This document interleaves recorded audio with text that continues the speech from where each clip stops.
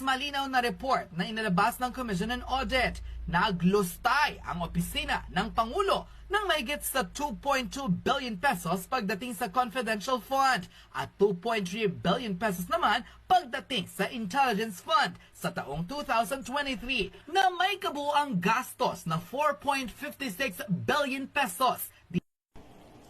Yun na naman pala eh. Ang dami palang nilustay. Bakit si Sara lang ang hinahabol ninyo? Kumpara mo sa sinasabi nyong nilustay ng 11 days, 132 million, kaysa sa dyan na billion, trillion. Diba? Napaka-unfair. Kanino galing ang perang nilustay? Pera ng taong bayan. Diba? At lahat ng ahensya, dapat iharap nyo. Hindi lang si Sara.